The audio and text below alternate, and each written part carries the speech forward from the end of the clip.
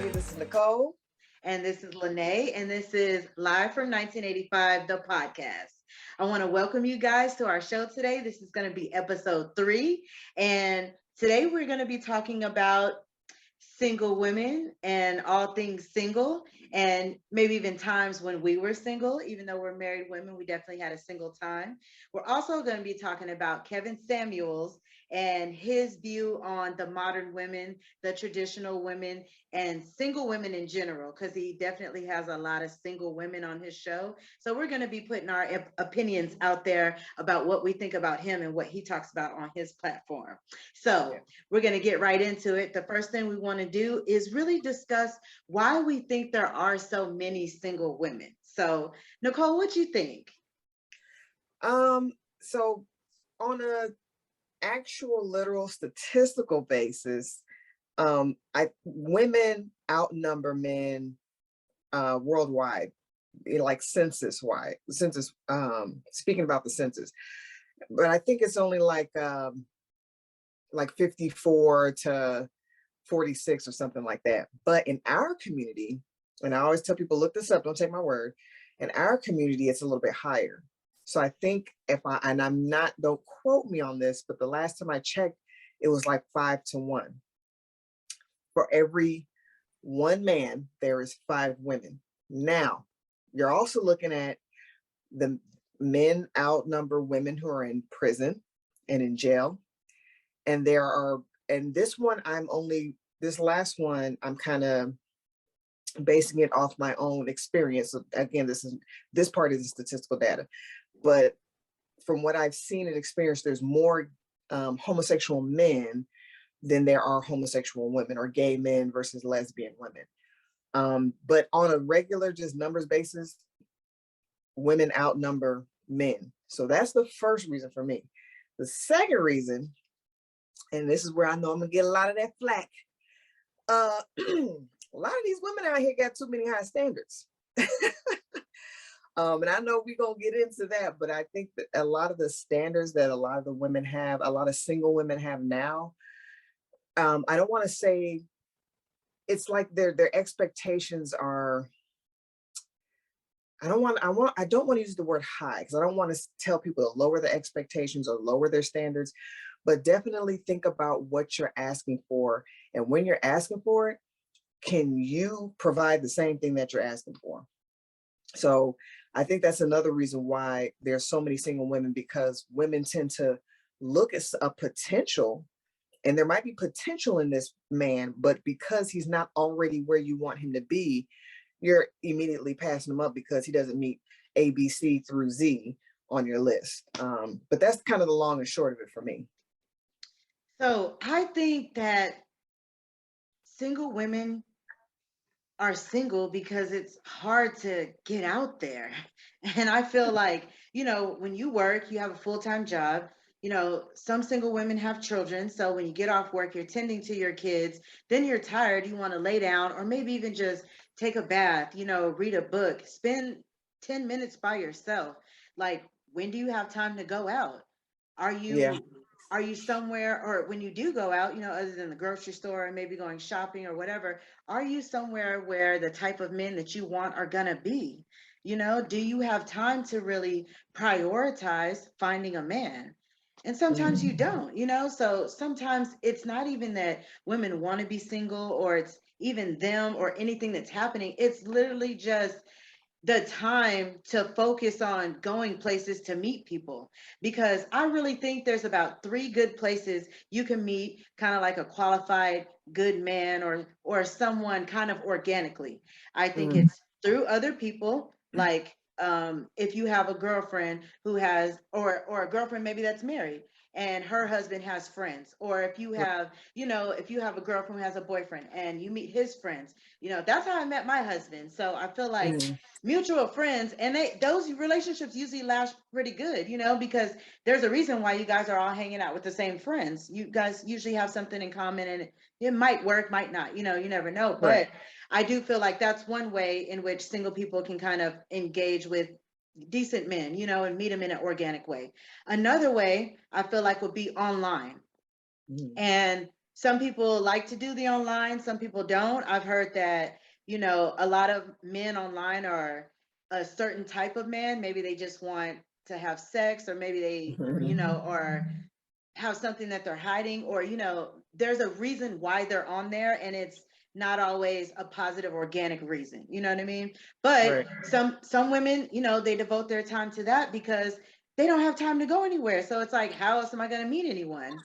And the other way, I think, is literally thinking about what type of man you want and where that man will be hanging out, and go there, you know what I mean? Right. But I mean, like, maybe a cigar bar, or maybe a jazz um, concert, or somewhere where you can meet someone organically that you can tell might have a same interest as you. But other than that, that's kind of why I think a lot of women are single. It's because it really takes time to meet someone, especially if you want a man of a certain status, or, I'm not saying you shouldn't have expectations. I think you definitely should. They shouldn't be outrageous. And, I heard this a long time ago. You should pick about 5 things that you want. You can make a list of 100 things, pick the top 5. That's what you should really go off of. And, most of these should be just, to me, character things. You know what I mean? Like, you want someone who is sweet, or Funny or something sentimental, like that. Yeah. something that means something to you. Yeah. So, but that's what I think. But you did mention something about sometimes the expectations being too high. So I Yeah. want to ask you, what expectations do you think women have that might be too high, or might be keeping them from getting a man? Well, so, and that's why I hesitate to get on that word with expectations, because, or lowering your standards, because I know that's a trigger for a lot of women. So I think people should have expectations, but not on the man. Have expectations on the relationship that you want. So if you want a relationship to have commitment and trust and love and intimacy, have those expectations, but don't have those expectations on the person, because people change, and you expecting this from that person and they don't give it to you, especially immediately, you're already going to cut them off.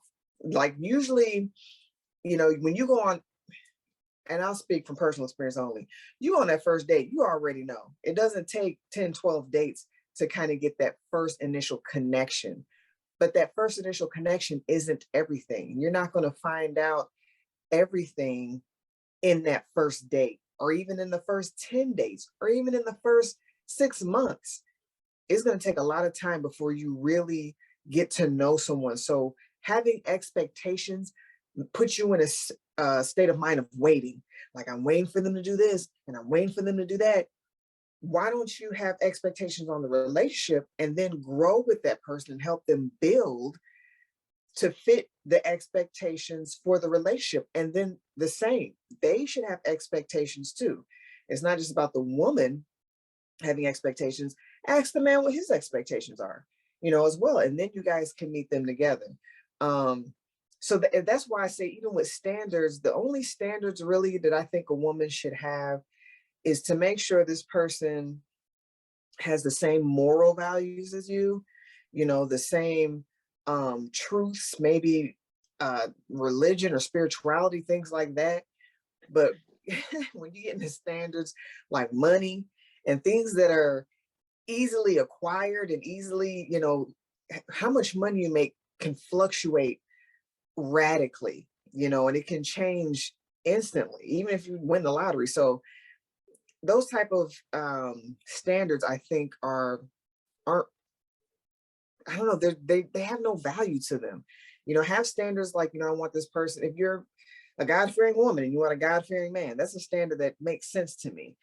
But the money standard, they need to have this much money, they need to have a degree. And not everybody with a degree is smart. Let me tell you that. And not everybody that doesn't have a degree is dumb. So what they went to school for and what you do at your job doesn't make you who you are, and it doesn't have that much of an effect on the decisions that you make. And I think those are important.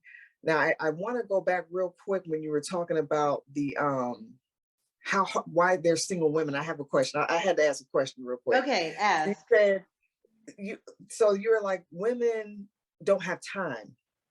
So a lot of women don't have time because they're going to school or going to work or they're busy.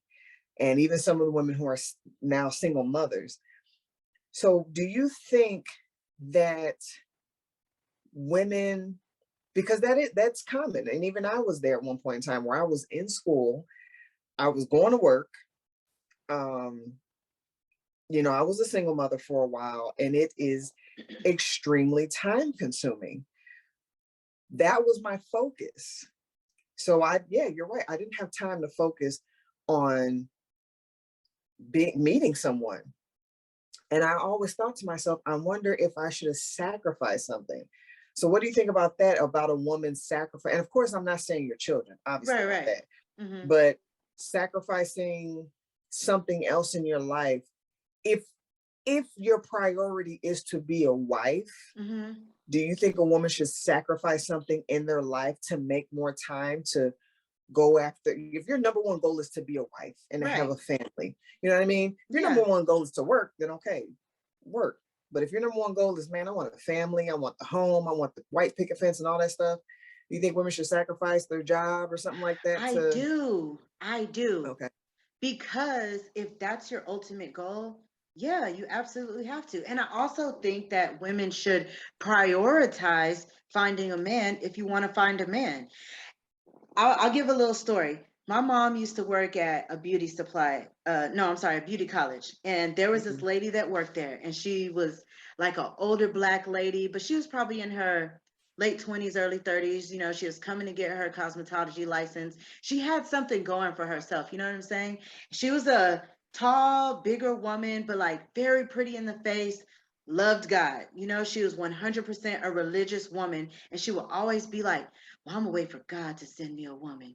I mean, I'm sorry, a man. I'm gonna Man. wait for God to send me a man. I'm gonna wait for God to send me a man. I meant to say I'm a God-fearing woman. I'm gonna wait for God to send me a man. She will always say that, but she never prioritized having a man. And when men were around, she never even made herself, available, because she wanted this man to come to her so bad, do all the work. You know what I'm saying? Yep. No, I don't Yep. have any problem with a woman hollering at a guy. Get in that man's DMs. You know what I'm saying? Especially if you're a picky woman and I only want to date a guy who's Right. five, Right. 6 foot and above, or I have these particular physical things. Go after him.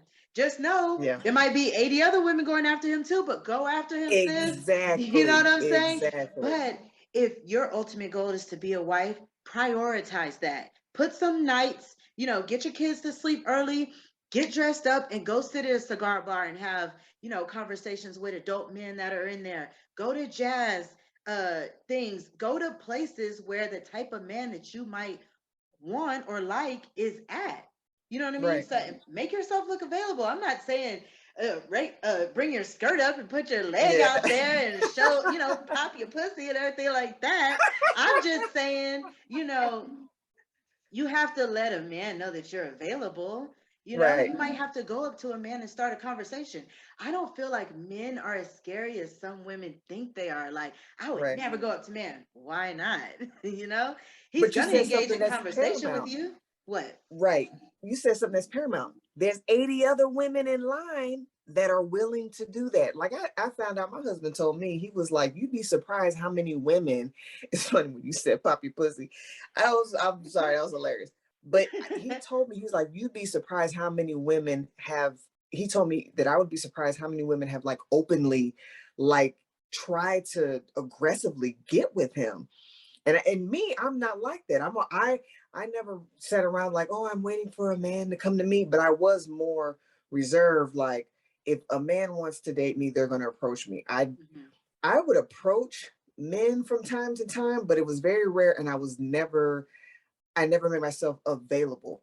But here's the thing, for like you said, for women out there who want that, you have to put yourself not there. And like you said, not in a whorish way, Right. but Not you at have to all. show, Yeah, right. You have engage to in show you're available. conversation. Be Right. nice. Be feminine. Put your, when we come next to a man, there's pheromones that we give off, that they give off, like when you're really in your zone, you're feeling beautiful, you're feeling confident. And I'm not They can feel saying that. ask this man out. I'm not saying you gotta, get his number or anything like that. Engage in conversation. If it's right, he will become the man and do all these things that you expect a man to do. Sometimes you just got to start it off. That's it. Yeah. Especially if hey, I find this man attractive. I might have been looking at him all night. He's drinking the drink I like to drink, or that I would like to see a man drink. Approach him, Yeah. So I just feel like, sis, go after your man, because I feel bad sometimes, like my single homegirls, and they're out here, they have kids and they're trying and they want a relationship, but it's kind of like, are you prioritizing it? Are you Yeah. going out? Are you meeting these people? Like some of them are, some of them aren't, and both are having different conclusions come of that. But I do feel like it's kind of like when you build it, they will come. It's the same thing, once Right. you start wanting it and you're putting effort into it, it will happen for you. I feel like, so Yeah. yes. My next thing is, do you think married women and single women can be friends? All right, here we go. Here we go. Um, I think to a certain extent. And the funny thing is I'm saying that because I'm guilty of it. I have single friends, but I've definitely cut back on my single friend. I've cut back on what I do with my single friends. I'll say that. Um, I don't want to say I cut back on my, but I kind of have. The single friends that I have, I don't go out with them that much because they're doing single women stuff and I'm not single. Um, and it's just, even my husband is not too, he like, where y'all going? What y'all doing? Because he knows they're single. They're gonna be out there doing single woman stuff. And when you're with your friend, of course you can, I'm married, somebody come up to y'all, you can voice it, but just the fact that she's available, birds of a feather flock Mm-hmm. together. The fact that she's available, it looks like you're available. Appearances matter. And then you have to go through a whole rigmarole of, I'm married and blah, blah, blah. And you got men approaching you. So I think on that aspect, it you can have friendships, but me personally, I usually, like I even told my friend recently, I'm like, look, we can go out, we can hang out, but I don't do clubs, don't do bars, anywhere where men are actively looking for single women. And I know people are like, well, you can go anywhere and a man can walk up to you. That's true. But when men, there are some places where single people go to, like you said, if you're going to I don't do jazz clubs and stuff like that, and spoken words and even things like that, because a lot of times it's single people trying to meet. As far as, I think the big issue kind of comes up too is like advice, because when you're married and you have a single friend, luckily I have a pretty good friend. When she gives me advice, because she's been married before. So she'll say, when I was married, this happens. And then I also think with some single women that have never been married and they want to tell me something, I'm like, I'm sorry, what? Why are you giving me advice on my marriage? And it's not in a bad way, but it's like, if you can give me your thoughts and your opinions and say, well, this is what I think I would do or whatever. But if you're telling me you should do this in your marriage, it's like, where are you getting your experience from? You know what I'm saying? Mm-hmm. So I think it married women and single women can be friends. It's just, in my opinion, certain things that they do shouldn't always happen together, only for the sake of, when, like I said, just the married woman being out with the single woman on the dating scene. I think that's walking on eggshells for me. Yeah, I could definitely see that. So I do have single friends that I Mhm. talk to, but I feel like when I call my single friends and I'm going through something in my marriage or with my husband, it's more so you could just listen to my side. I'm not asking for advice. Just listen to me. Let me get it off. Take my side, and that's it. You know what I mean? And because I've always feel like I'm gonna work it out anyway. It's just more of a venting for me.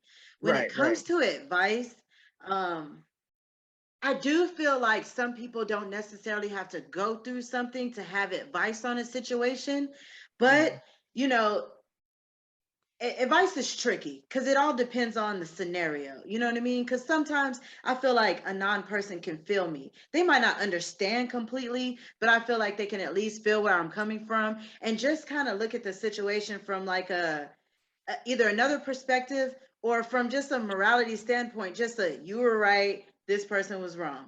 Because I have had some of my single friends, I tell them something, I go through and I'm like, well, you're wrong.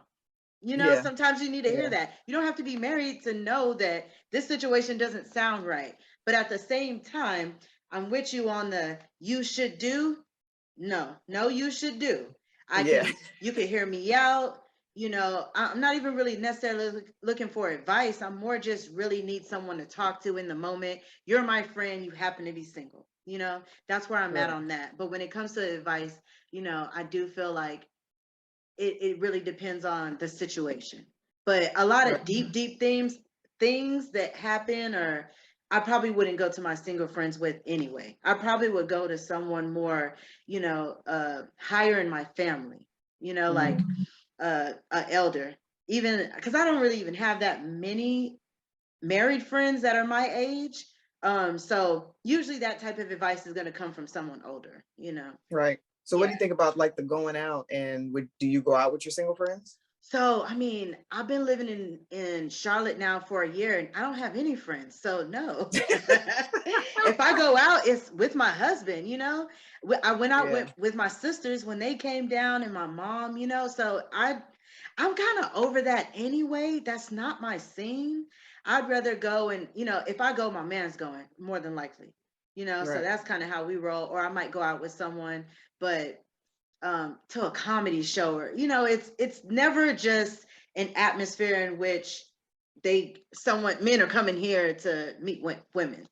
So right. no, I can't really say that I do, but it's I have in the past, but never really just like going out to the club and things like that. It had to be someone's birthday or something, because I've kind of Okay. been over going out. Yeah, so that's Because the I only mean, thing with what that. do you think when that happens? Because I always thought, like, once I started getting real deep into my relationship, I wasn't as comfortable, and this comes from, my own kind of insecurities and stuff that I've worked on. But like when my husband would go out with his friends, you're constantly thinking, like, where they at? Where they doing? Somebody hitting on them. So I think men think the same thing. If you're going out with your girls and you got some single girls in your clique or your crew or whatever, and y'all going out to the club, don't you think he's worried about that? And No, women are always, that's well, the I'm not thing. going I to do this. don't. I Really? don't. He ain't worried about me, and I don't be worried about him. We just don't have that aspect in our relationship. We just don't. It's straight up trust when it comes to that. We've never we don't check each other's phones. We've never been like that.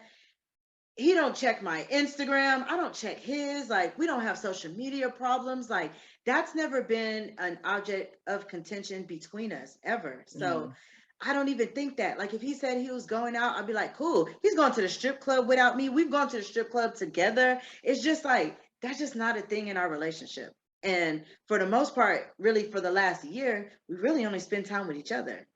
right. And so we just don't have that. I've never really just felt like that with anybody that I've been with. If you want to go out and be with someone else, I'm not going to worry about it. I'm eventually going to find out because you're an idiot, and that's that.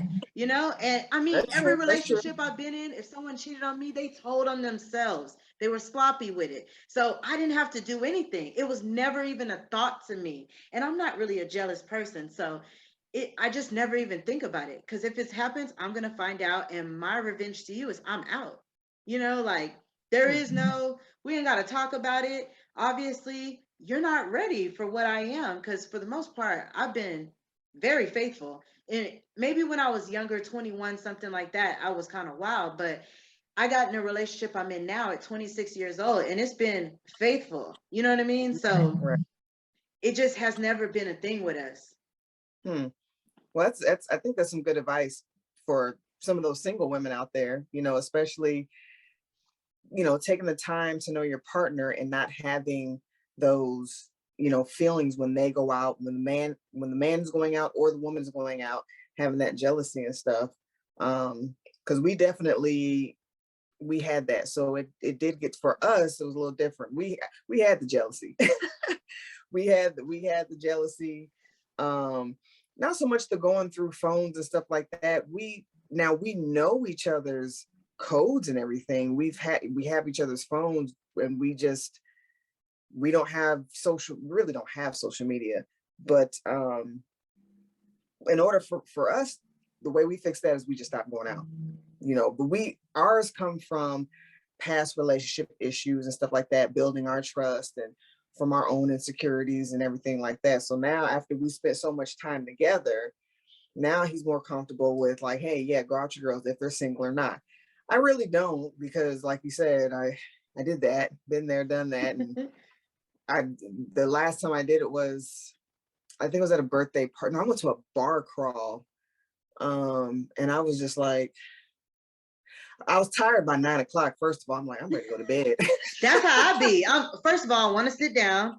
Second off, I'm tired. So when I go out, I'm that friend that's like, I'm ready to go.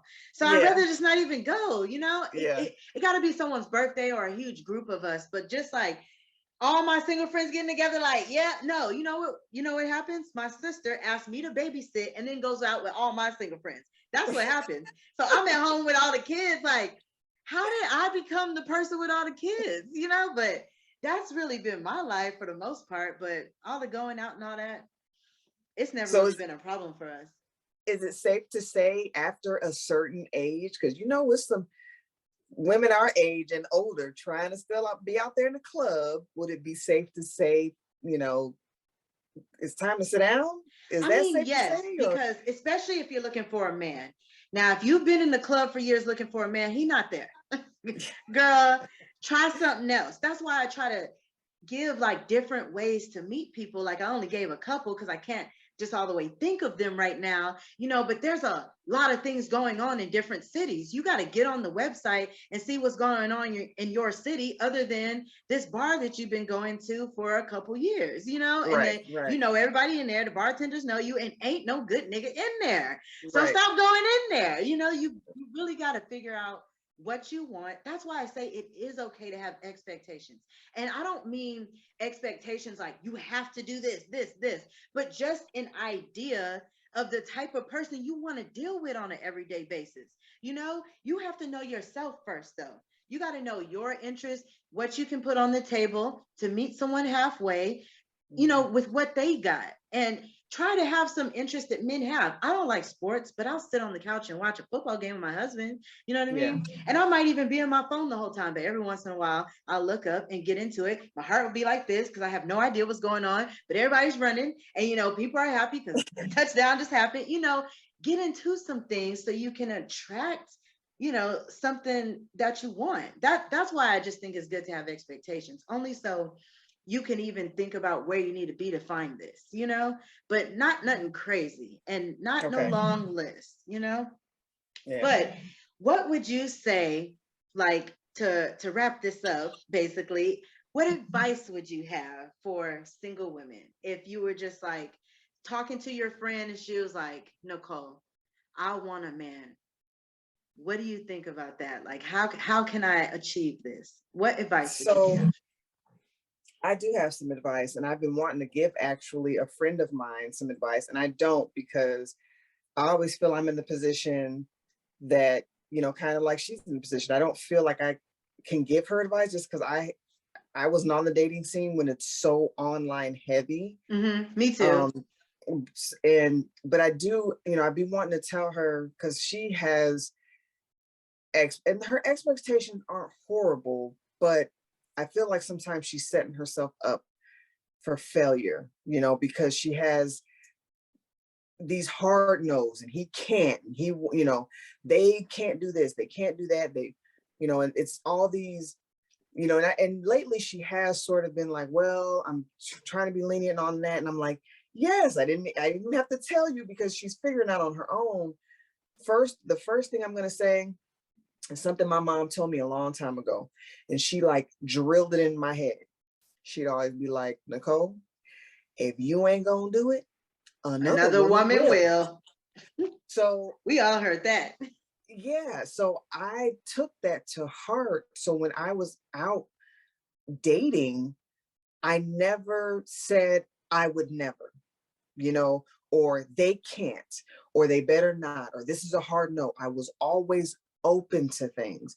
And then allow yourself to get to know the person before, again, like I said, on a first date, you can kind of tell there is a spark. I do believe in that. There's, like you said, there's pheromones coming on. There, sometimes you're with a person for that night and it's just like, this just ain't, there's no spark. But that Mhm. doesn't mean cut it off that quick. Give it a few more dates, give it some time and make it, to me though, make it known, hey, this is dating. I am dating other men. It's a difference between dating and getting to know someone. When you get into getting to know someone, y'all fucking. So I wouldn't say, excuse my French, I wouldn't say get to know a bunch of men, date a bunch of men, but be upfront, because later on we get to talking about Kevin Samuels. He mentioned something. He mentions men aren't looking for what women are looking for. Women are looking for relationships. Men are looking for wives, but they're also looking, men do one thing, they're wired to be sexually active because they're trying to procreate. We drop 1 to 2 eggs a month. They drop in millions of sperm in their balls every day. It's the way they're wired. So when they're dating, they're looking to have sex. And it's not just about the feeling. I mean, it is, but it's also the way they're wired. You're not going to find a man that you go out with that's not going to want to have sex with you. That just doesn't exist. So it's good to be upfront and say, hey, I'm dating, I'm not having sex. And then that's on them. Let them be the ones to decide, okay, well, I'm looking for sex. You have to put that boundary up too. Don't string men along like, well, I'm just going to, I ain't going to tell them. I'm going to just keep, feel them out. Let them know, hey, I'm on a dating scene right now. I'm dating a couple different men to see, who I like, who I don't like, and see who fits and doesn't fit. I'm not having sex right now. And then let them say, okay, well, yeah, let's date. I want to feel you out too, blah, blah, blah, blah. But be open. I'm sorry. That's my biggest thing is be open and give it time. Allow yourself to find out who this person is, at least long enough to where you go and they see what their house is more than once, see how they're living. If you can meet some type of family members, obviously not everybody knows all their family, but if you can meet their family members and friends, and then, again, find out about their core values and beliefs. And then if there's a connection, then start getting to know them. And if you start courting them or getting, having sex, that's where I feel it's time to drop everybody else. I don't think people should be, but that's a whole nother situation with the having multiple sex partners. So, but Okay, so what so you had? I have a totally different view of this. Okay. My thought is you should only date one person at a time.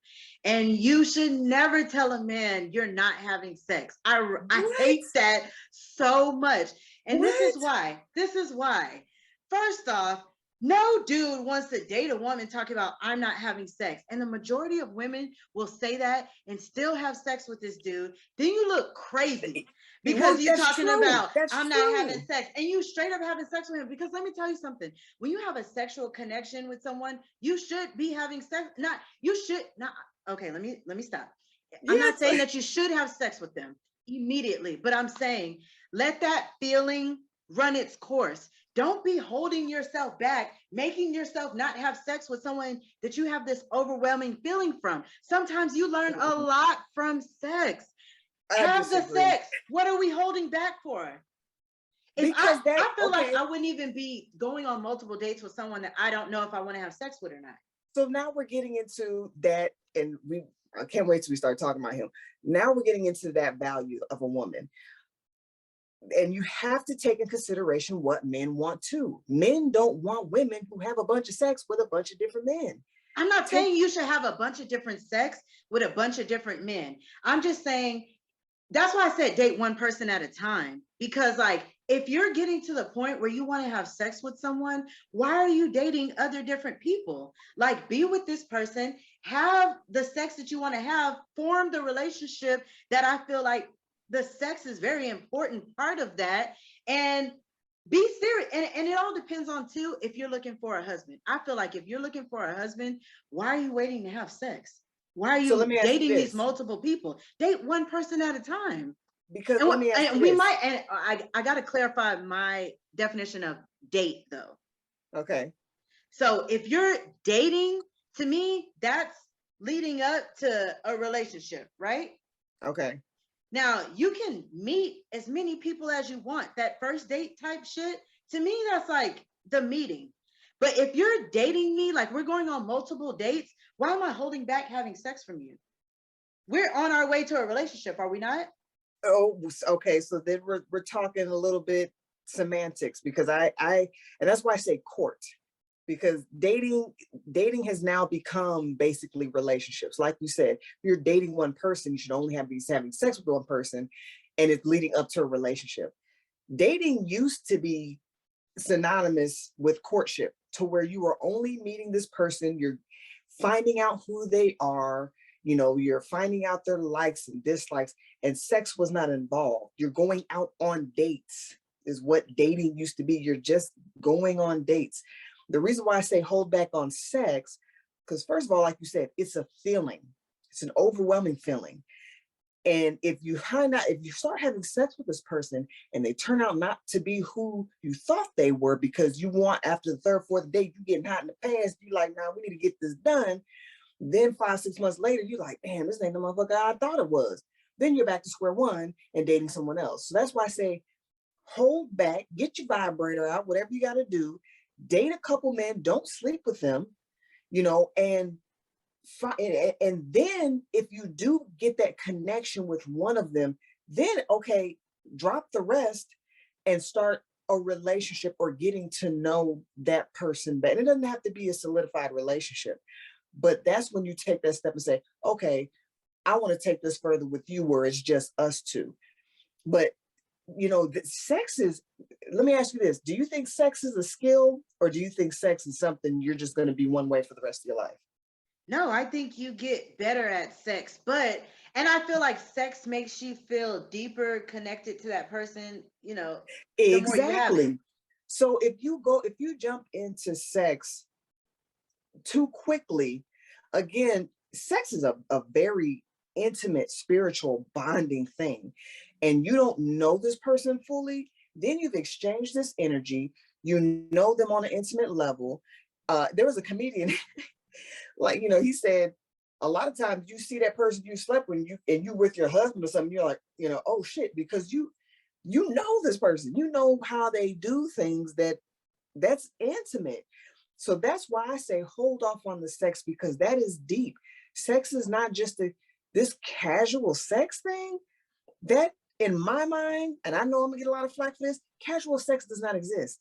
There's no such thing. Once a penis inserts a pussy, that is a bond that cannot be taken back. That's why virginity is considered so sacred. It's once you, that's why you lose your virginity. You give it away to someone. Someone has that you can never get it back. Plus you're talking about different types of, especially if you have unprotected sex. No, I'm not you saying know, unprotected. well, I'm not saying you're saying that, but there are people who, after 3 or 4 times, let's go get tested. And, now it's just you two. Like, let's just say, hypothetically speaking, two people meet, they're going on dates, 5, 6 days later, they feeling each other. They start having sex 2, 3 times after sex. Let's go get tested. They're doing it the right way. Now, 6, 7 months down the road, she find out he a bum, he don't like picking up whatever she finds out that ain't meeting her standards. You done, started having unprotected sex with this man. You're exchanging these fluids. There's DNA in semen. There's DNA. When they ejaculate inside you, that does not go away. And women don't think about that, but men do. That's why Kevin Samuels and other men say the things that they say, because men, If you go to a man and you're like, yeah, I've had sex with about 10 people and really you didn't have sex with about 35, he's thinking that's disgusting because and for men too. I'm not saying men could go out there and have sex with 500 different women and it's all good because it's the same energy going back with them. But for a woman who wants to get a husband, I guarantee you a man is going to be more impressed, at least in my mind, that like my husband says, a man who was raised right, a man is going to be more impressed and willing to put more effort into a woman who has not been out there just having casual sex because it feels good, than that woman who can come and say, yeah, I've only been with, 2 men or 3 men or no men. That's why virgins are so coveted, because men have that thing. And again, it's animal instinct. I'm the only one who's done this. There will be no man ever to come up and say they know what it feels like, know what she smells like, know the way she moans, know the way she, no other man can say that except for me. That's a sacred thing to a man. And women forget that. Women just think, I can just have this casual sex, and you take your man around some other men that you have slept with, they like, man, I know that birthmark she got between her legs. Don't man want to hear that shit. So I mean, sex is important, but sex is a skill. Sex is a skill. Hold back. As a matter of fact, holding back makes the sex even better. Allow that heat to rise and get I forgot what it's called. I just feel like this. I wouldn't want to, or I wouldn't even say me, but like single women waste your time. Let's say you're dating multiple men, right? And you kind of like maybe more than one of them, right? But they all start to fall off and you choose this one. Then y'all get to the point where y'all are getting serious and y'all get intimate. What if it's no sexual connection there? And maybe one of these other men that you weren't having sex with was the one. I just feel like sex is important for you to kind of know, like, yes, I should move on with this, or no, I shouldn't. I'm not saying you should have sex multiple times or with multiple people, but when you get ready to be serious with someone, especially if you're looking for a husband, you got to have sex. But that's also priority. So and I've heard that from women, and it's foreign to me, because I've met men where like everything was hit bam, bam, bam. And then I had sex with them and I'm like, wah, wah. And I'm like, but for me, it's not like I can't date this motherfucker because he's bad in bed. For me, it was, I got to teach him, because sex is a skill. That blows my mind when women are like, well, I don't want to be with him because he's bad in the bed. Are you bad in the bed? You know what I'm saying? Like, it's a skill. It is a skill that can be, it's not even intelligence. You can learn. You can learn, you can become more intelligent. The only thing that you can't change in a man is his skin tone, the size, if size matters to you, which for some women it does, but anyway, the skin tone, the size, and like his height. You can change weight, you can change their humor, you can change. All these things are changeable. And a man, if you're doing what you're supposed to do, a man will change for you. That's what I don't think women comprehend. I think women think men are this stagnant, type of person, but men buy the things that they buy, cars, dress the way they dress, for what? For women. Women do what they do their hair and stuff like that. For what? For women. Yeah, really for ourselves. Because men don't even like it. They're just, right. My husband, I've never really worn makeup and stuff, but I used to wear weave I get braids. But I used to have a relaxer, and he's like, that he doesn't like relaxers, never like makeup, definitely doesn't like weave, doesn't like anything fake. He doesn't even like me wearing a bra. He's like, your breasts are supposed to look like that. He's like, your breasts are not supposed to be up under your neck. Your breasts are supposed to be, but so women do what they do for women, but men do what they do for women. So guess what? A man will change for you. You just have to know. So that man that you meet that is hitting every point, but he's bad in bed, teach his ass. Don't do that like this. do it like this. Now, if you're worried about size, look at the size first then. You don't have to have sex with a man to know what the size of his penis is. You know what I'm saying? But don't let the bad sex be an end all. You know, like I said, the only thing that you can't change is the color of his skin, the size, and his height. Everything else can be manipulated and I don't want to say manipulated, but I'm telling you, you do what you're supposed to do, a man will change for you. I agree with you on that. And I've seen that firsthand. I've lived that. So I Right, know that is a fact. right, And I don't want to say change. He compromised with me. He right, realized right. she doesn't like this. Let me not do that. Or she wants this out of me. Let me do that. Or let me show her, I'm trying. Like I've seen that 100%. And that's Right. why I'm married, is because I seen that he was willing to compromise with me. And I'm the same way. But okay, I am starting to agree with you with this whole sex thing, but it's just that I've seen the other side of it. Women doing this dating thing and saying they're not going to have sex, but really be having sex. So I'm Because like, they can't. girl, just do it. Don't say you're not going to do it. That sounds crazy to a man when I feel like you set yourself up to be like, I'm not going to have sex, and then you have sex. So that's why I say, like, if you feel it in the moment, don't set yourself up and say you're not going to have sex. If you know you're the person that in the moment when you feel it, you want to have sex. If you're going to really be that girl who's not going to have sex and really just be dating and trying to figure it out, just really be that girl. You know what I mean? Right. But if you're not that girl, fucking have sex. Don't set Yeah. yourself up like you that girl. That's the only thing, you No, know? I agree with you. I agree with you with that. And the only caveat I have for that is if you're going to be that woman where you say, you know what, I'm not trying to hold back, just be prepared when you're ready to look for that husband. Either be prepared to lie to him about your number, or be prepared for when you say, well, yeah, I was out there having casual sex. Not every man, then you have to remember men have standards too. Mm-hmm. Men have standards too. So just be prepared to tick that off where there's some men who don't like women who have casual sex. Women have to think about that.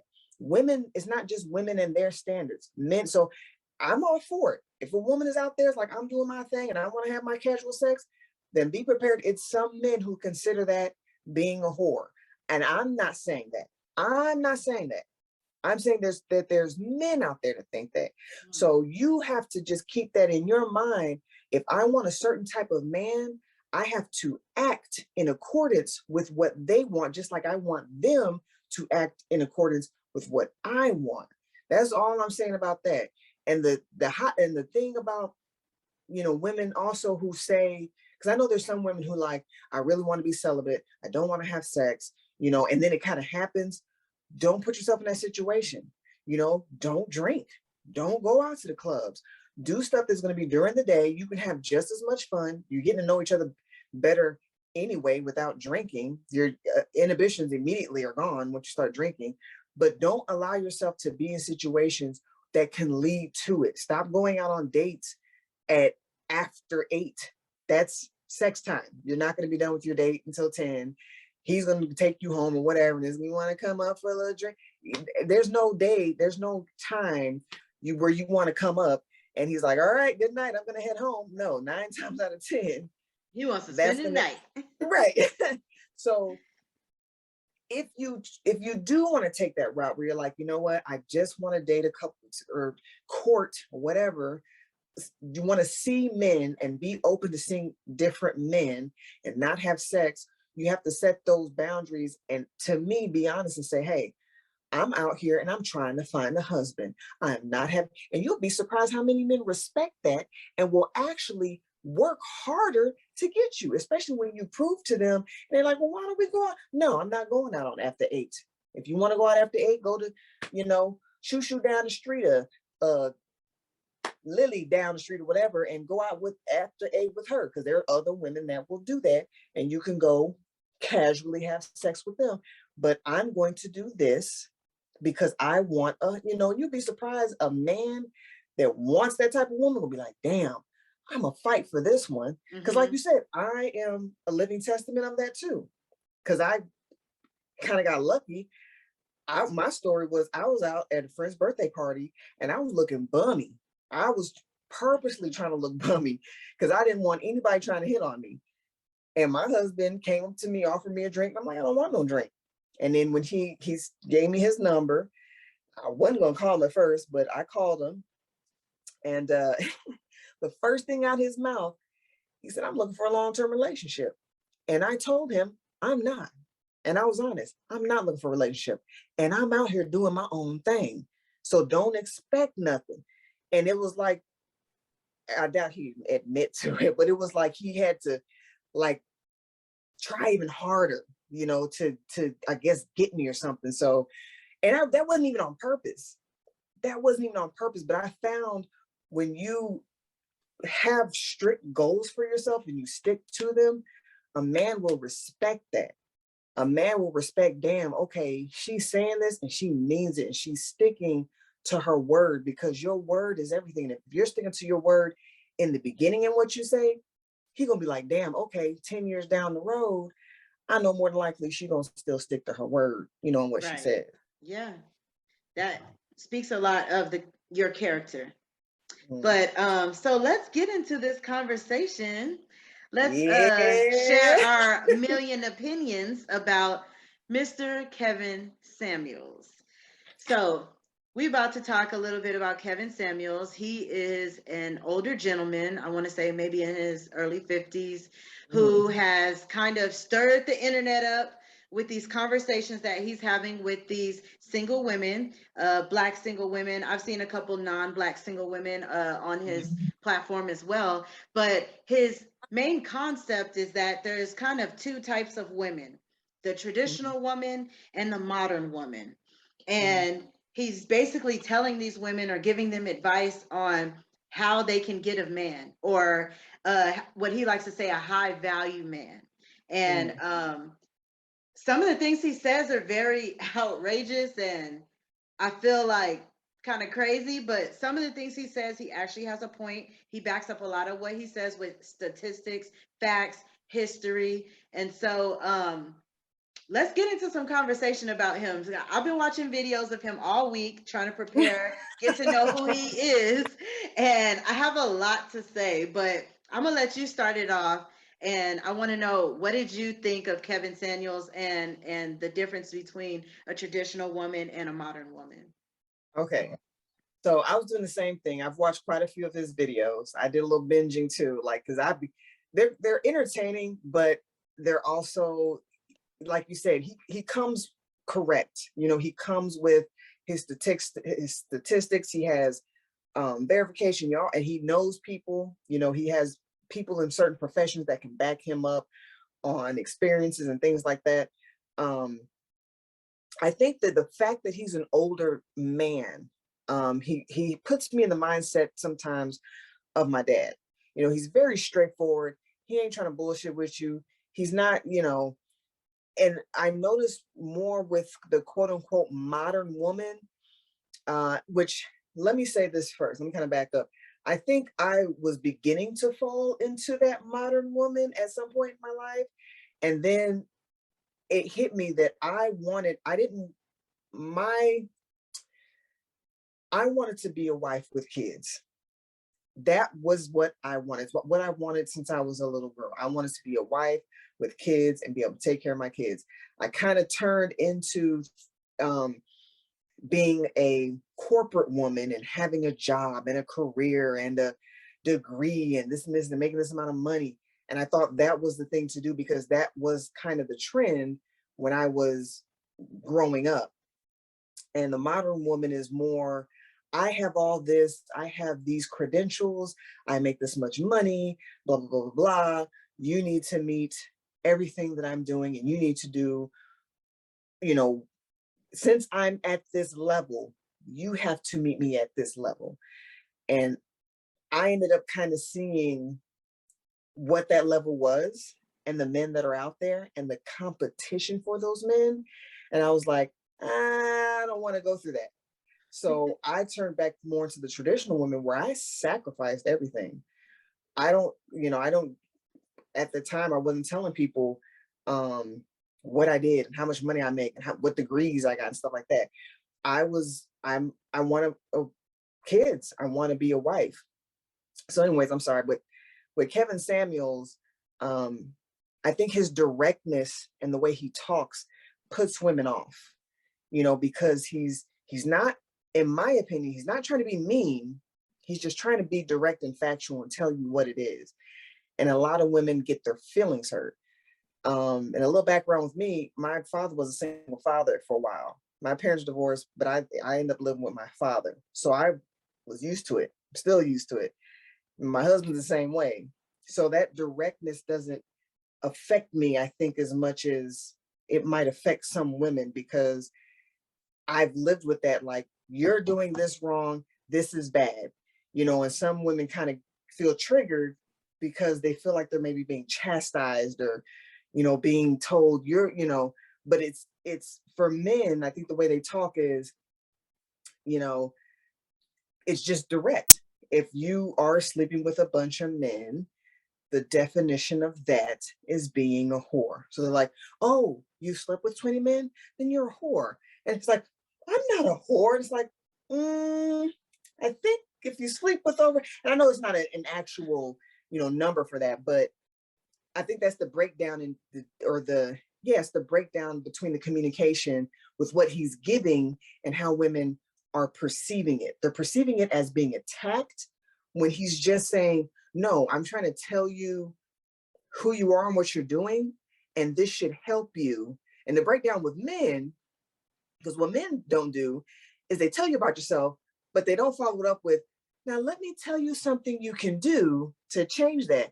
They're just like, oh, you a hoe, you a single mom, your value has gone down, and yeah, so your man of choice should be about this big instead of this big. And they don't follow it up with, like, let me give you some tips on how to change that, or just because you did that in the past doesn't mean that's who you are now, or so I think I like him. My general opinion is I like him. um I think he can be a little bit more informative on the next steps. Like, okay, you're telling them what may be wrong, but I don't often hear advice on what to do after that. So I do agree that, or I'm not agree, but I do think that even though he's very curt and to the point, he's not trying to be mean. I think he can add some advice to it after he tells them, what the issue is. Yeah, for sure. I've seen a lot of episodes where it's not that I disagreed with what he was saying. It was just the Mhm. way he was saying it. The And delivery. and my interpretation of this traditional woman versus a modern woman. Like I seen an episode where a woman said, so explain to me what a traditional woman was. And he was like, your grandma and great grandma. And I'm just thinking like, okay, so my grandma, great grandma had kids, probably didn't work, husband made all the money, supported the family, she raised the kids. That is not this time. You literally need two incomes in the house in order to make it nowadays. You know what I'm saying? So you have to Mhm. change that narrative of what you expect a woman to do or what makes a woman a traditional woman. Because I take a woman like me, I wouldn't consider myself a modern woman all the way because I don't expect a man to make this much or be this tall or all these things, or I just want someone who's going to meet me halfway. That's it, Right. and I'm gonna put on the table as much as I expect, maybe even a little bit more. I can be submissive, but I gotta believe in the plan. Like this one girl on one of the episodes was saying, hey, I understand you're saying submissive, but what if the idea or the situation that the man is leading you don't agree with? What are you supposed to Okay. do in that situation? And Kevin Samuel said nothing. Nothing. And I waited. I was like, oh my God, he's actually not saying anything because she had a valid point. Sometimes the woman does need to step up and be like, hey, I can lead us right now because I know what's best for us in this moment. There's nothing wrong with that. I feel like men and women together is what Right. makes everything strong. I don't feel like it's just this man leading this woman around all the time. Like maybe back in the day, yes, because things were totally different. Now in this civilization, no. And a lot of the women that I seen he was talking to were like in their 20s and 30s. That's our era. And we Right. know that these men are not what he's thinking. Because I know personally, and I'm not saying every man or every woman, I'm just speaking on personal things that I know. I've heard my friends that are in relationships talk about the men that they're dealing with. And I'm not putting a blame on men. The blame is kind of everywhere because we have so much trauma that we don't even know what we're doing. Yeah, This yeah. advice that he's giving out, it's like, we don't know that So we're you know doing what? this.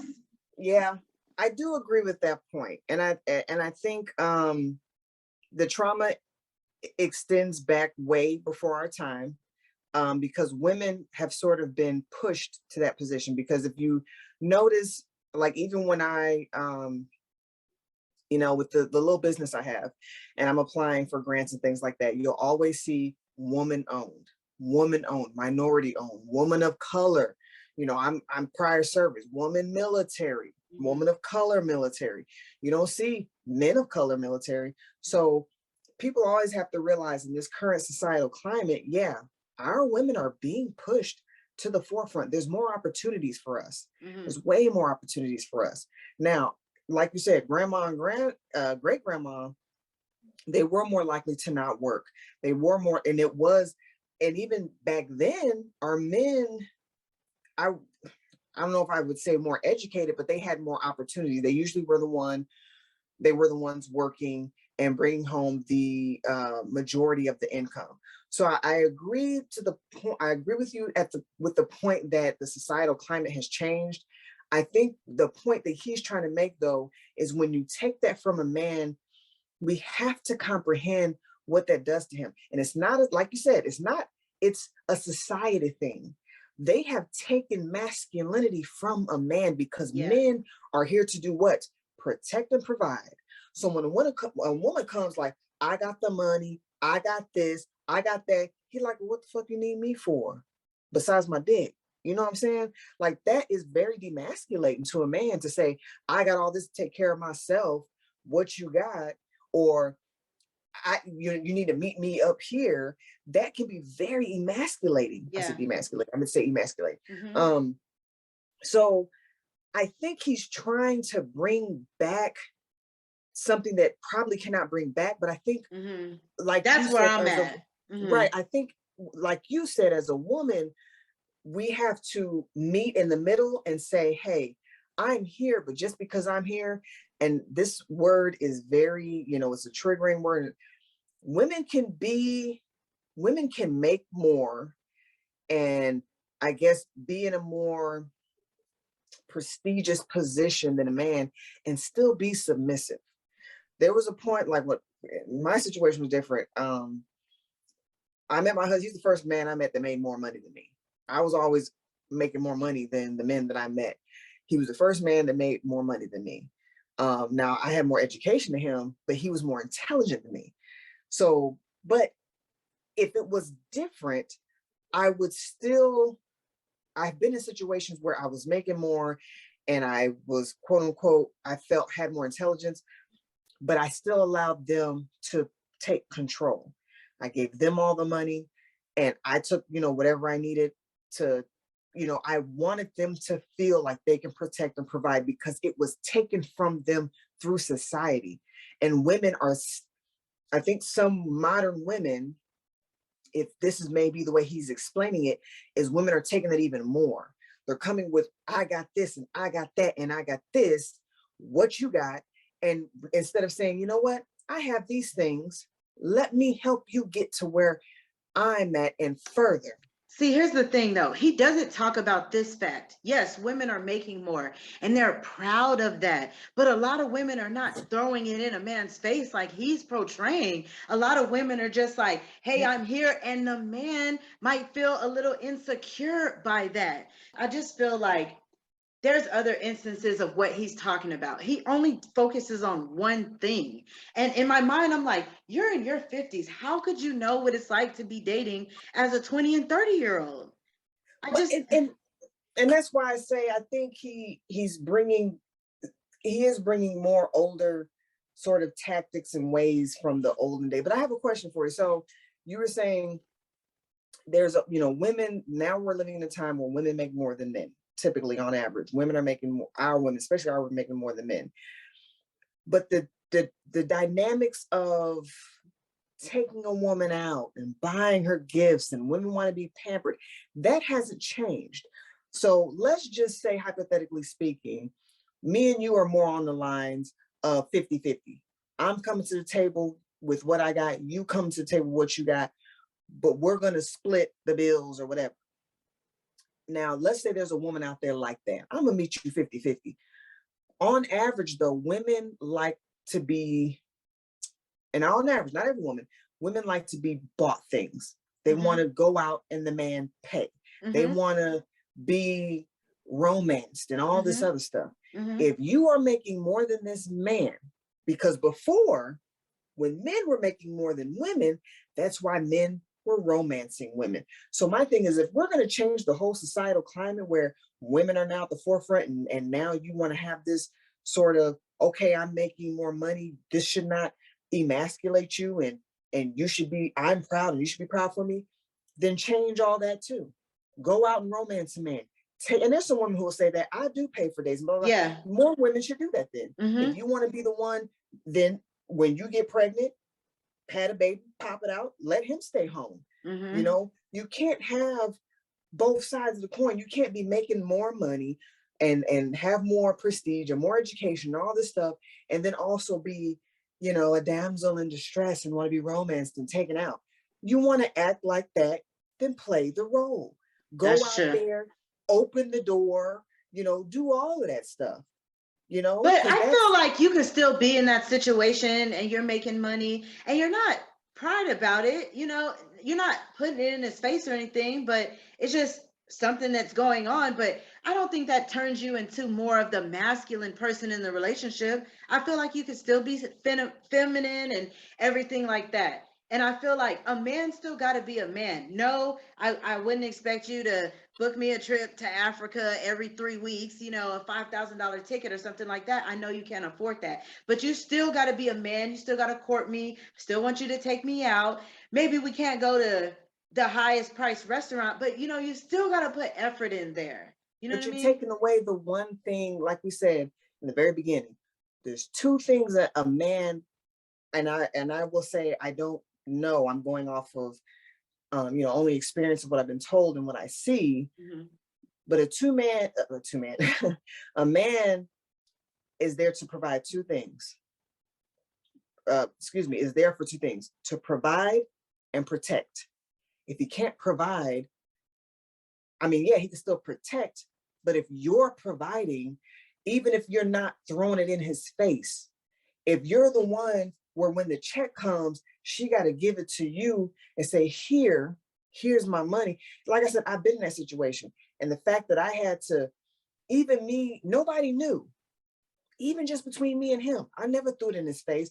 But the fact that I had to give my check over to him, so then when we went out, it looked like he was paying for it. He knew deep inside, I'm not paying for this. She is. We have to remember to think about the man's side. Just because we think it's okay doesn't mean every man is going to be, yeah, okay, yeah, I can just get over this. That's a difficult thing. That's like saying, you know, going to a woman and saying, you can't nurture your kids. You know, that is what we do. We're nurturers. That is innate. It's genetically in us to love and be caring. And then to say, you know, I was joking with my husband about this. And, you know, women are kind of in this, I can do anything a man can do. And I'm like, I don't agree with that. That's like I don't either. Yeah, it's like me going to my daycare and see the big burly man. Hey, little kids, come on in. I'm like, and I'm not saying a man can't be caring. I'm not saying a man can't be nurturing. But let's be honest, a woman is going to be more comfortable with another woman watching her kids than a man watching her kids, just because he doesn't have it innately in him. He thinks analytically and logically. He doesn't think emotionally. That's it. So a woman saying, well, I can make more money than you and I can provide. But what if she's not saying that? What if it's just She doesn't have happening? to say Like, it. does a man have to know how much a woman makes? Are we talking about someone that's getting married? Are we talking about someone that's dating? Like, does he have to know she makes $100,000 or something like that? Can he No, just and think, that's hey, I work, you work, the type of man that want to pay all the bills, so that's what I'm gonna do. Or I'm the type of man that wants you to go half with me, so that's what I'm gonna ask you for. Why do we have to know? I feel like money being a factor of it only has to be a problem if it's made a problem. And I feel like there's a way for a woman to make $100,000 and date a $40,000 man, and they have the perfect relationship. It's all in what the woman, how the woman and the man are looking at it, and if anyone's gonna feel some type of way about it. Because what if no one feels no type of way? Well, how are you not going to talk about it? If there's a woman making $100,000 and a man making $40,000, and he riding around the Honda Civic and she riding around the Benz, and she like, you can't not talk about it. I mean, Yeah, you're the right. way she lives her, That's true. the way she lives her life, she's coming home with Louis Vuittons and Gucci and all that. Just the way she lives is going to show how much money she's making. So I agree, money shouldn't be at the forefront. The more money you make, the more you're going to spend. The more money you make, the more problems you're going to get. So I don't think it should be a factor. But again, since we don't live in the old school foraging and hunting times, and men Mhm. can't provide those, actual meat and shelter, they do it through food and housing and cars and clothing. They buy those things that we used to back in the day, do manually and physically, where women couldn't do as good as men. Men did those things because women are not as fast, not as strong. But now, sort of, since the playing field is even, so to speak, where women can do the jobs that men can do and make as much money, et cetera, then yeah, now women are providing those things that men, for hundreds of thousands of years or whatever, were the providers for. Even in the animal kingdom, you usually see where the man makes the nest. It's the man who builds this. It's the man who does this. It's the male. If so, I agree with what you're saying. It shouldn't be an issue, and I'm not saying women, even the women that don't flaunt it, but like you said, if there's a woman who's making 100 grand and a man who's making 40,000, and if she's okay with him taking her out to the Red Lobsters and the, hometown buffet or whatever, but eventually it's going to get to the point where she has to say, if they're ready, if they do get into a relationship and they want to buy a house or whatever, she's gonna have to talk about how much money she makes. And even if nobody else knows, he knows. Yeah. He knows.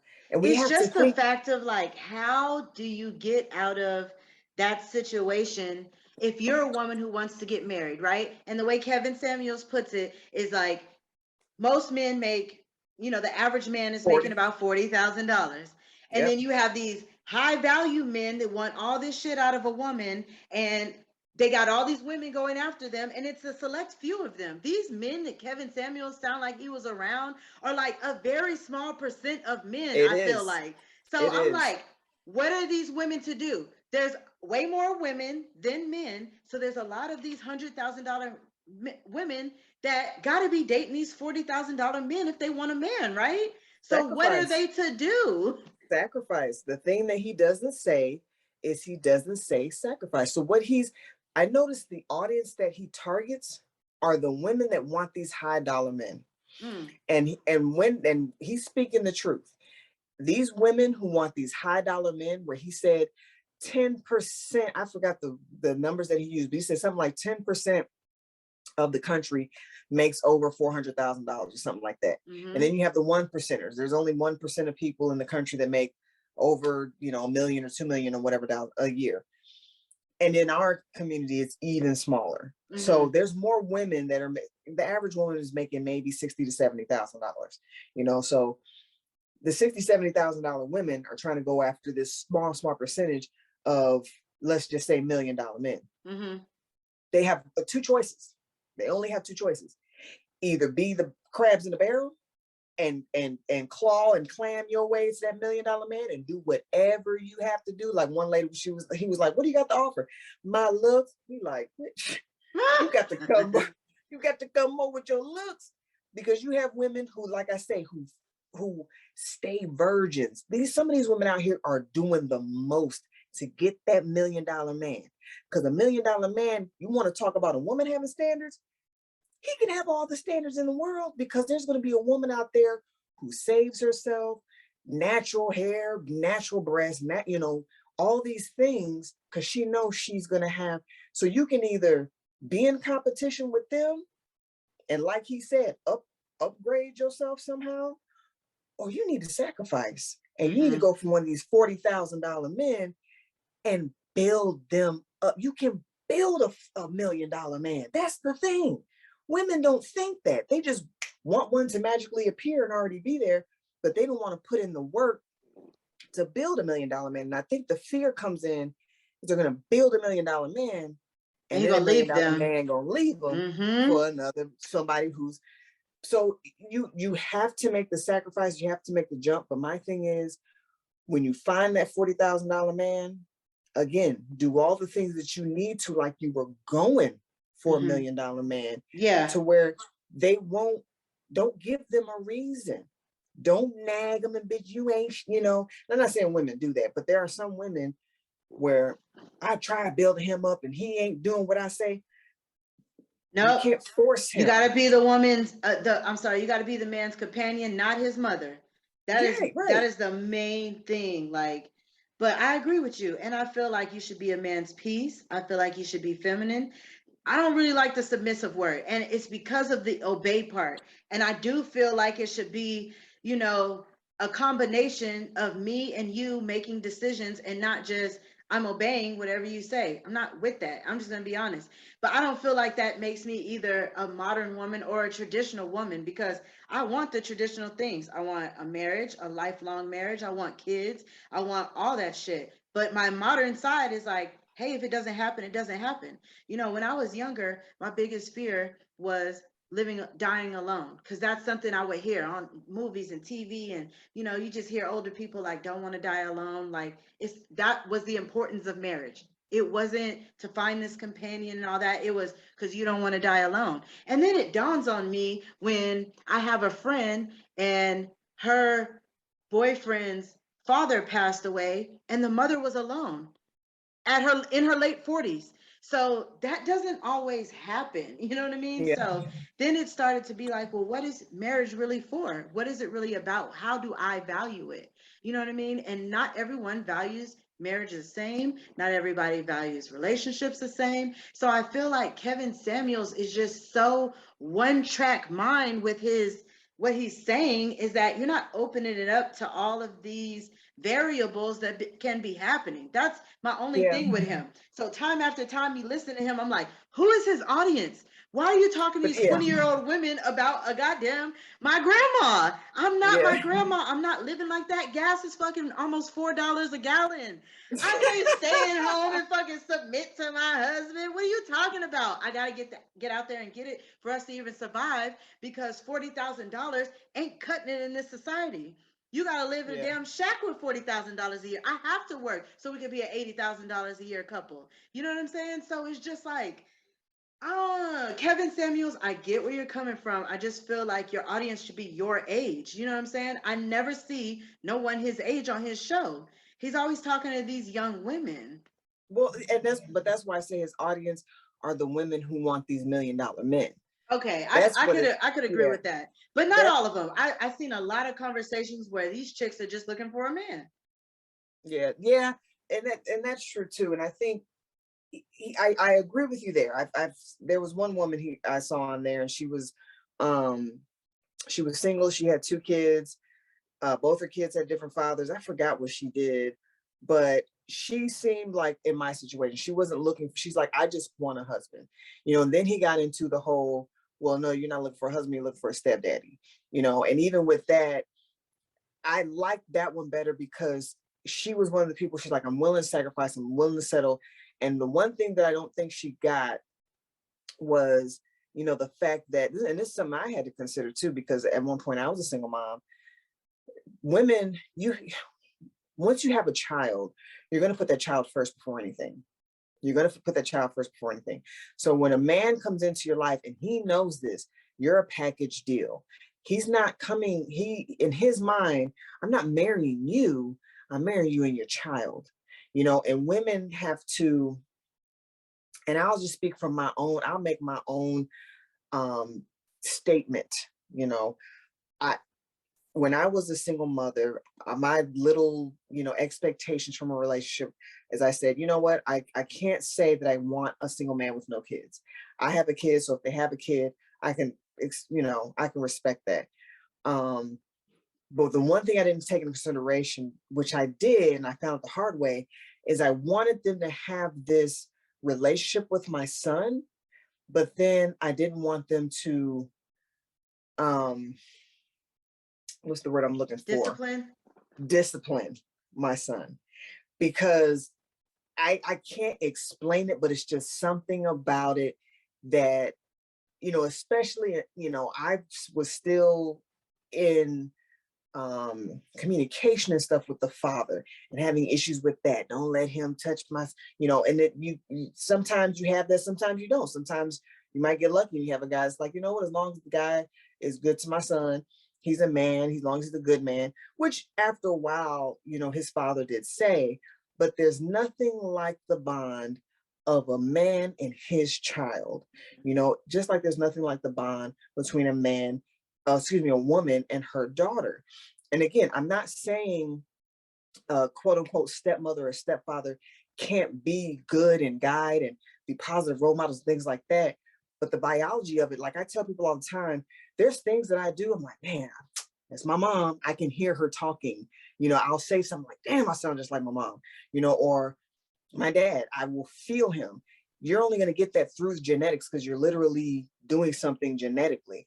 So I think what women fail to realize is they want these men to be stepfathers, but they want stipulations. You can't do this. You got to do this. Don't do that. You can only raise him in the way that I want you to raise him. You have to make sacrifices. If you want this man to be a stepfather, let him be a stepfather the way he's going to father, like if it was his own children. Or I made the ultimate sacrifice, which a lot of women probably will never do. 13, my son went to go live with his father. That was what needed to happen. There's nobody that can raise, no matter what we went through, we had battles and it hurt, but nobody can raise that boy better than his own father, because they have a bond and they have a connection that he will have with no other man, because that's his seed. It's literally his seed. You know what I'm saying?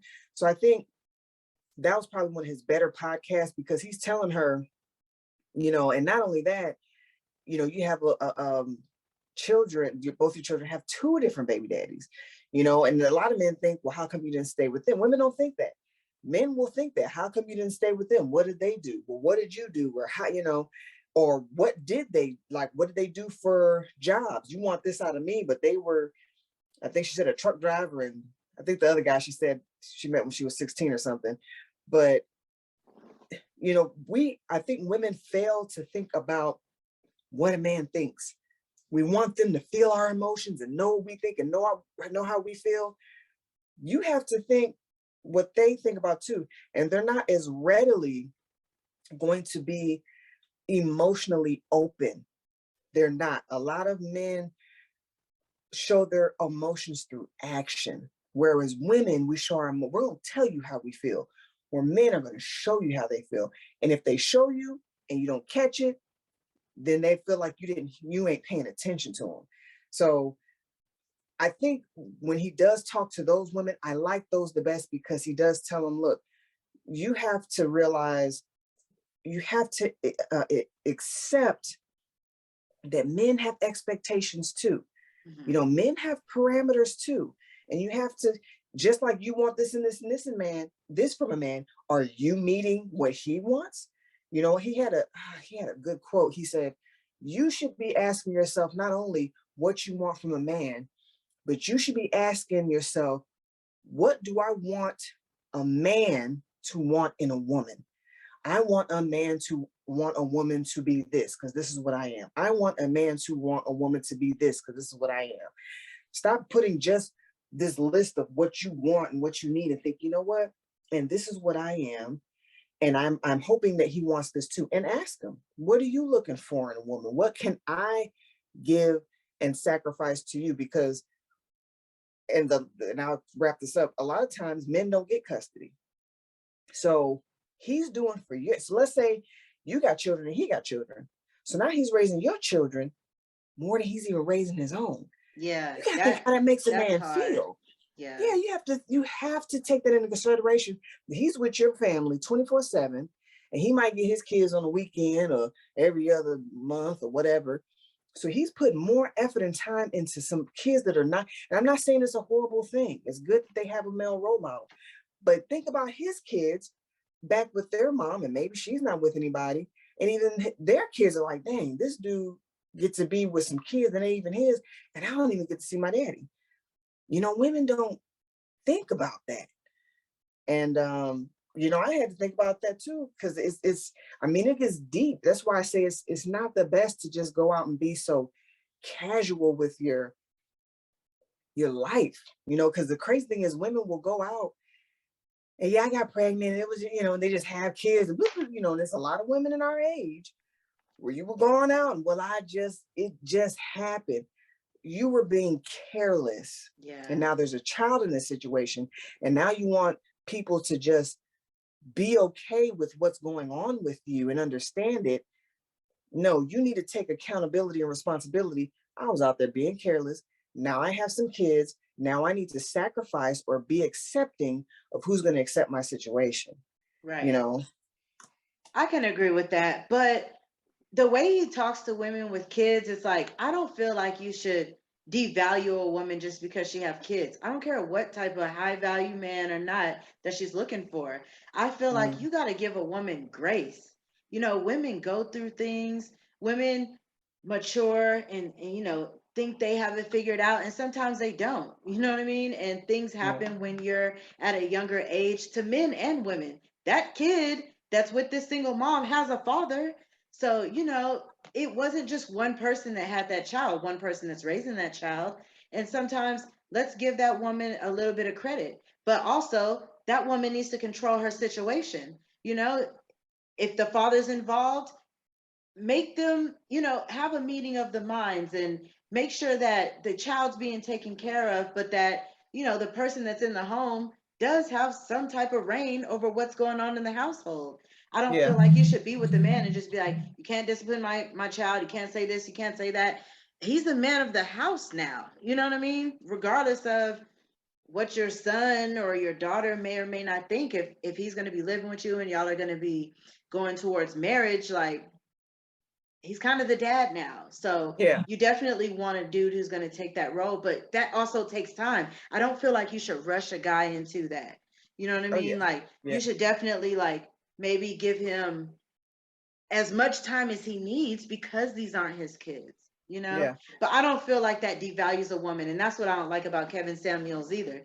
He really like gives these women scores based off of certain criteria. And I understand that there might be a market of men who don't want that, but that doesn't devalue a woman. And I just think he's mad wrong for saying that.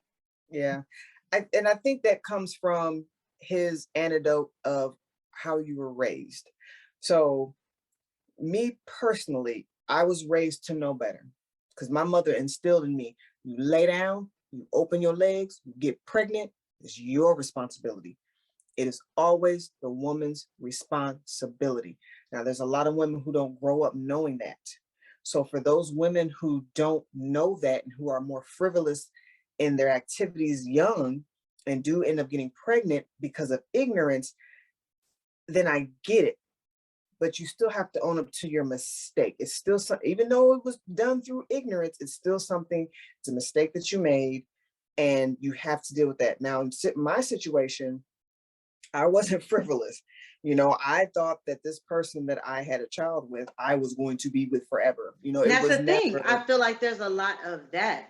Some of these but women really be in whole relationships, be in love and everything, and people change, especially when you're that young. well, I kind of, and maybe, the value is, because again, men and women think different. He sees value as, again, you have to think how a man thinks. He sees value as numbers. We see value as an emotional, I'm less than.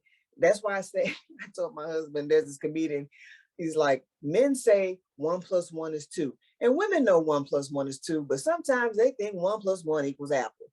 And that's just what it is. And I think it's funny because value is literally the is the end of equation. It's when you have one thing plus one thing equals another thing.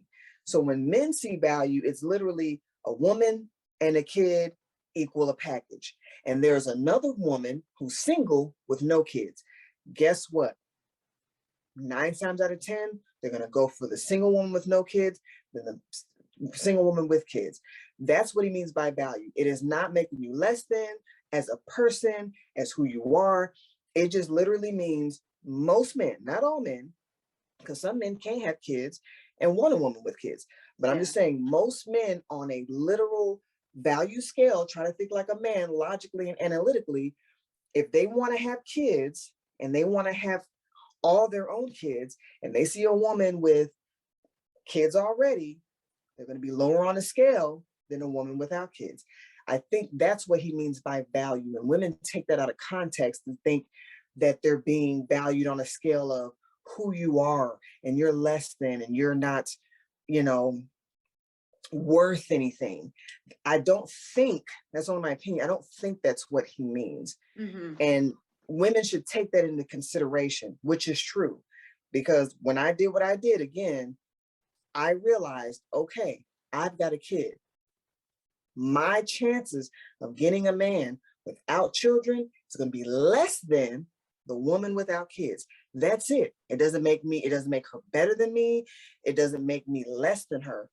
It just means I made a decision in my life where now I'm at a point that on a scale, literally on a scale, more men are going to choose that woman without kids than the woman with kids. That's it.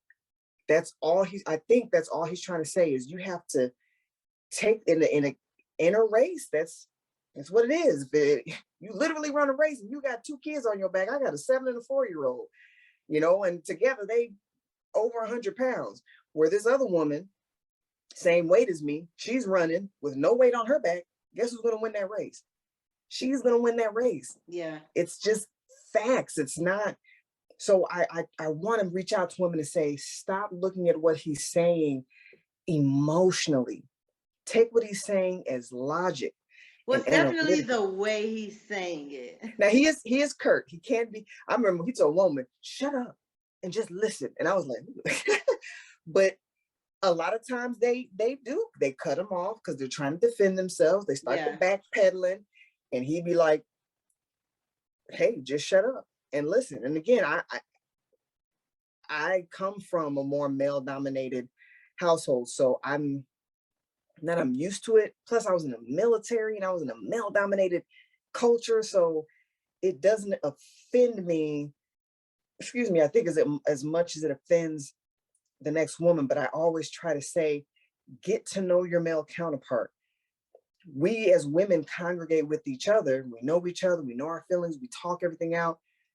Men are a different breed. Get to know them. Yeah. And that will up your game where you have kids or you ain't got no money or whatever. Knowing a man and the way he thinks ups your game like twofold. You know, it really does. And take what he says as advice, as constructive criticism. That's what it is. That's a good word for it. It's criticism. He is critiquing you and he's criticizing you, but he's trying to be constructive. You know, it's like the strict teacher, because he is old. You know, he's like I said, he's in his 50s. That's how he talks. That's how old our men talk. They say whatever they want to say to come out their mouth. I look at my dad. He wanted to be on this podcast, and I almost let him because. I wonder, do these women take his advice though? I hope that they do. Like I said, I hope that they're listening and they don't take away, he hurt my feelings, now I feel bad, I'm not worth anything. I hope they can say, you know what? Let me write down what he says, actually look up the words that he said, find out the meaning, not how the words make me feel, but what the word actually means. Like I said, the word value, we're not talking about value as in who you're worth. I think women are taking his word value as worth. It's not what he's saying. He's saying, no, your value as in 2 + 2 = 4. Now you've got 2 extra kids, you know, 2 + 4 is now 6. You're adding extra where a man only wants Right. He's trying to 4. add one, and then you're like, oh shit, that's a lot.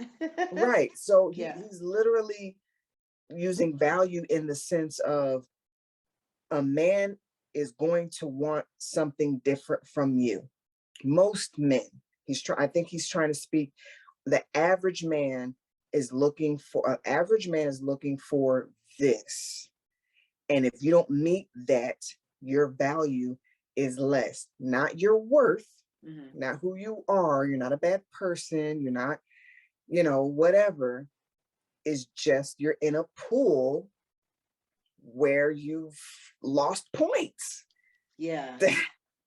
That's it. It's not a horrible And it doesn't thing. necessarily matter why, it's just the fact that you have. Right. What happened, when it happened, because I know he says that there's, back when he's like, I don't care about none of that. Yeah. He wants facts only. Just tell me this, tell me that. But that's why I like him, because that's how men, not every man will admit to that, but that's how men think. And that's why you have a lot of men that cheat, because some of these men will get with these women because they're demanding this and they're demanding that. And they'll get with these women like, all right, okay, I'll get with you.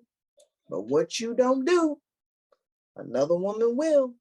And they'll go and get that other woman who ain't bitching at them, who ain't doing this, anything that they're doing or not doing that they can get from another woman. We're talking about what? The divorce rate is over 50%. Yeah, it's pretty Infidelity is high. over 60%. So the numbers show different than what women think it should be. Women think men should be this way and think men should be that way. Just because you think it doesn't mean it's going to happen. You're talking about changing a man's biology, literally. You can't do that. That's asking a lion to be like a hyena. Hyenas are matriarchal. They're matriarchal type of animal, where lions are patriarchal. Now, when you go to look at hyenas, and I tell people, look this up, don't take my word. When you go to the hyena animal kingdom, guess what? The females are 20 to 30% bigger than the men. They're stronger, they're faster. That's why they're a matriarchal society. Lion men are bigger. Anytime you see a male in some type of animal kingdom that's bigger, it's patriarchal. Anytime you see women, because there's matriarchal societies out there, but the women are bigger. Guess what? The men are bigger. And I'm not saying men should be in control and should have, women should be submissive to the point. I think people get the word submissive. They think submissive is synonymous with oppressed. My husband told me, you submit to me because I submit to you. So think of submission as vulnerability. You're submitting to each other. You're both making sacrifices. You're coming together. But men just should do things that women shouldn't. And men will never have children. They will never have a uterus. They will never. It's just not going to happen. So I think there are certain lanes that women should stay in and lanes that men should stay in. I'm not saying that women can't do certain jobs and men can't cook. I'm not saying none of that. I know women gonna be out there, well, I know I can. I'm not saying anything. But let me tell you something. If me and my husband go out and there's 10 men that come and want to fight us, like any other woman, go ahead, handle that. Somebody is rattling downstairs or something like that. Guess what? It's my husband jumping up. I'm not jumping up to go see what's making all that damn noise, because he's stronger than me. And he's going to be able to protect me, provide and protect. Let them have that. I'm rambling. I'm sorry. Go ahead. No, you're good. I'm just like, yeah, you're right. I mean, Kevin Samuels has some things he says that I'm like, okay, I can agree with that. But I watch him talking to these single women as a married woman. So I'm like, I'm out of that playing field anyway, so I really don't care. But at the end of the day, I watch so many episodes to develop an opinion, and I'm just like, who is his audience? Because I just feel like he is not tapped into what's really going on in this age group. Because, you know, being that type of woman that my grandma was is not an option for me. So Yeah.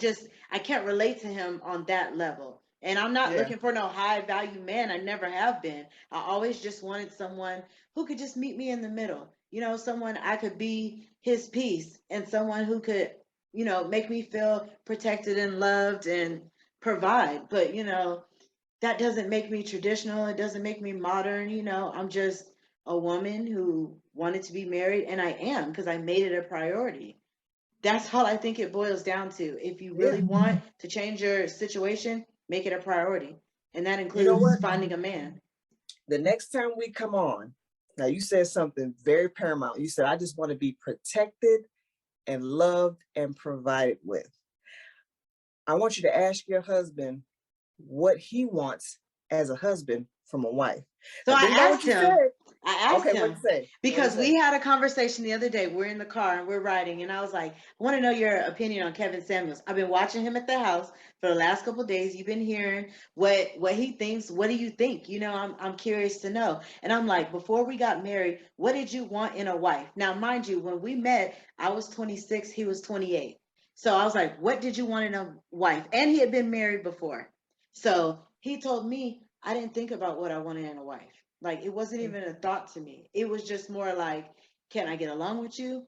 Can we have a good relationship? You know, it was more some expectation standards type of thing that he had in mind, but it wasn't on some, I expect my wife to do this, this, and this. He's an observer. So the whole time he's just observing me and seeing me in my natural state and what I do and deciding if he could deal with it or not. But there was never no, uh can I do this, or you know, there wasn't, you know, there wasn't that. Or is she a modern woman, is she a traditional woman? And he has both of his parents that were raised in a very traditional relationship, but he was very just, who are you? That's all he was concerned about. He didn't have an ideal of a wife. And that's the beautiful thing of it. Hmm. He only wanted to see that he didn't have any expectation. He just observed you and watched you. My husband is the same but different. So he asked me questions. He was what your but it was never, he said the same thing. So we kind of had the same conversation because you know he had an opinion on Kevin. So he likes the guy. But he said the same thing because I was like, I want this, I wanted protection and provide. And he's like, I just wanted you to be healthy. He would ask me questions like, what do you eat? You know, where, what's your diet like? You know, where do you see yourself at? He was trying to see if we matched. Women don't do that. Women want something specific. That's why I say, think about the man and how they are wired. Your husband, he didn't say, I wanted somebody who's going to be cooking my food. She need to be able to nurture my kids. I wanted her to be able to breastfeed. He was just like, I want to know if we click. And if we click, everything else will fall into place. My husband was the same way. The only thing my husband told me, he had one stipulation. I couldn't get fat. He had that one stipulation. He did. He's like, and if you did, it's not like he told me if I got fat, he would like, it would be over. He's just like, just know if you gain weight, I'm gonna be on that ass to help you lose weight. But I Yeah. like that. He wasn't, if you get fat, then it's over. He just said, I like you as you are now.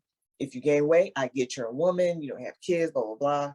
He said, but I just want to let you know, if you get bigger, I'm going to be on you to help you lose the weight, because his was a health thing. He was always Hmm.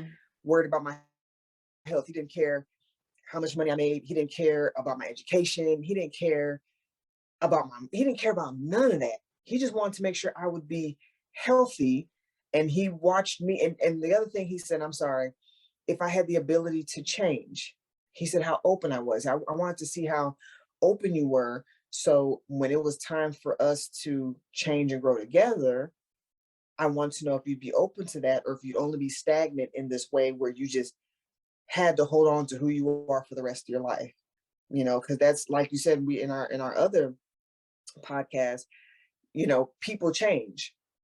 And when people, I mean, everybody's going to change, but with that change, do you have the ability to mold and mend with your partner? Hmm. Because if you don't, that's where that D word happens, Right. you know? Hmm. Well, I feel like we've wrapped up our conversation on Kevin Samuels. We really got into his episodes and like dissected him and tried to figure out, where he's coming from. And I'm just, I do agree with some of the things he says, Mm. but, to each his own. And he doesn't like that. He doesn't like when you say that, but it's true. Yeah, You gotta represent the individual and everyone. Everyone has a different story.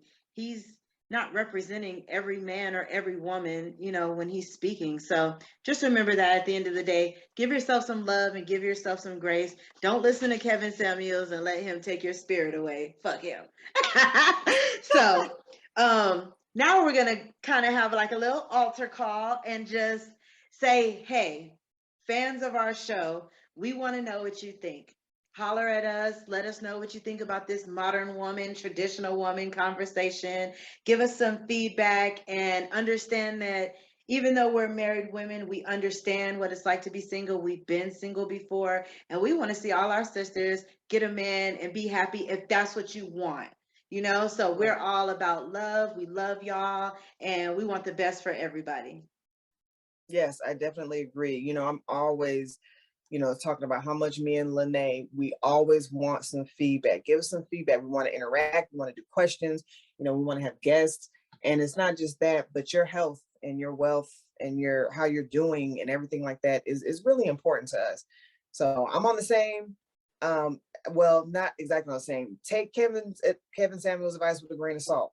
Don't let what he says affect you. Don't let it bring you down. You know what anything anybody else shouldn't matter. Anything else, anybody that anybody else says shouldn't matter to you. Lord have mercy. Shouldn't matter to you. Know your own self-worth. That's what I'm trying to get to. You know what? T.I. has this little saying that he says that I love. And he says, what someone else thinks about you is none of your business.